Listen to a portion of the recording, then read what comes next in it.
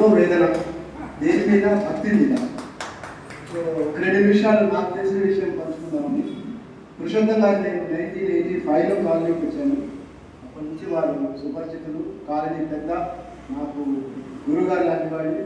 ఎలాంటి వచ్చినా కూడా వారు నన్నే కాదు కాలనీ వాసులు అందరితోనూ వారు చాలా చక్కగా ఉండేవారు. అంటే అసలు ఏంటి భక్తి ఏమిటి? రామచరితమానస్లో సంత తులసీదాస్ 9 భక్తి మార్గాలు చెప్పారు. దాన్ని నవదా భక్తి అంటాం. ఆ నవదా భక్తిలో మొదటిది అసలు భక్తి. భక్తి ఉండాలి ఏ పని చేసినా కూడా. ఆ భక్తి అంటే ఏంటి? ఒకటి సంతన్ భక్తి అంటే పెద్దల యొక్క సత్సంగంలో ఉండటం, అది ఫస్ట్ భక్తి. రెండో భక్తి మమ కథా ప్రసంగ.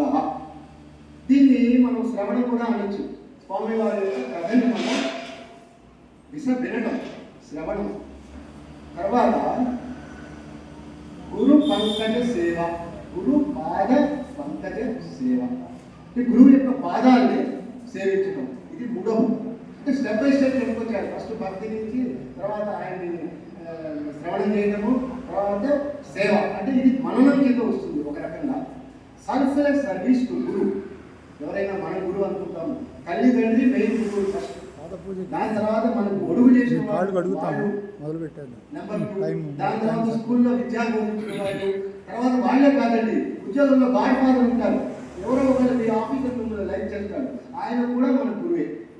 గాడ్ ఫాదర్ కూడా మన గురువే. సో వీళ్ళందరూ గురువుల కింద వస్తారు. గురు పద పంకజ సేవ. తర్వాత నాలుగోది మమ గుణగాన్ అంటే వారి యొక్క కీర్తిని గాన రూపంగా చెప్పడం, దాన్ని మననం అంటారు. భగవంతుడి యొక్క గుణగణాలు మనం చెప్పడం. మరి ఐదోది మంత్ర జపం. మమ దృఢ విశ్వాస్, నా మీద పూర్తి ట్రస్ట్ ఉంచి మంత్రాన్ని జపించడం, దాన్ని నిధిధ్యాసనం అంటాం, ఆ మెడిటేషన్ అని కూడా అంటాం. ఇకపోతే ఆరోది నిరంతర సజ్జన ధర్మ. అంటే ఒక సజ్జనుడికి ఏమి ధర్మాలు ఉన్నాయో అది మనసు పెట్టి ఆ ధర్మాలన్నీ పాటించడం. నేను మరీ లీగల్గా పోవట్లా, మనకి సామాన్య ధర్మం, విశేష ధర్మం, విశుద్ధ ధర్మం అన్నది ఉన్నాయి. ఆ ధర్మాన్ని పాటించడం మానవుడిలా ఉంది. దాని తర్వాత ఏడోది సభ్యేహి మే జగత్